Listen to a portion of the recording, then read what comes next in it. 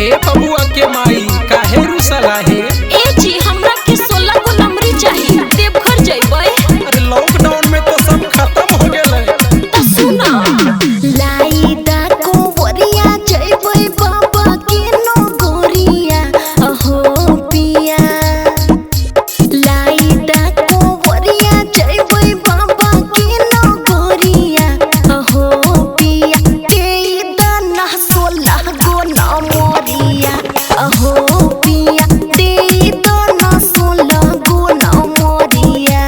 Corona के lockdown में भइले बेरोजगारी आगे धानी। ओसे का कोरोना के लॉकडाउन में भइले बेरोजगारी आगे धानी।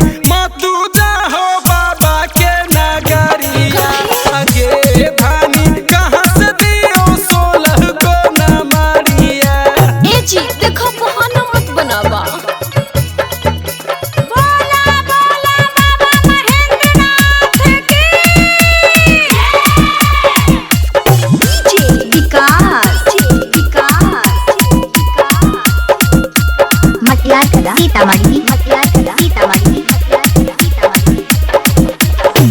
हर साल जाहलियै एहो साल जइबै। भोला बाबा से अपन दुखड़ा सुनइबै। ए जी तनी ले चली ना। अनसल के बात बड़ी छोड़ो ना धनिया। काहे ना खाली है हाथ अब की बुझो परेशानिया। भोला के दया से तोहर हो जाई तो नौकरिया अहो पिया। दे दोना 16 को नमरिया।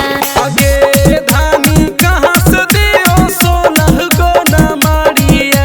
लेकिन हमरा चाही तो चाही। बोले बोले काशी विश्वनाथ की।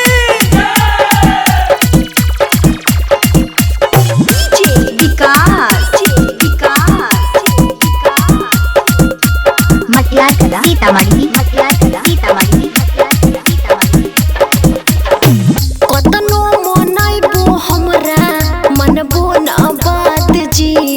भोला बाबा पा हमरा है विश्वास जी।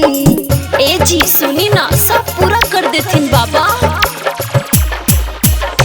चलो ना संगे हमू चलबै तोर साथ हो। अच्छा भोले दानी से जाके करबै अरदास हो। निवासी को स्मृति के गाना बजेला देव खोरिया अहो पिया। दे दोना 16 को नमरिया। आगे धानी चला संगे बाबा के नगरिया। दे दे भूल से दे दे हो, लेकिन हम जइबे करबो जी। ई खैलेला लेकिन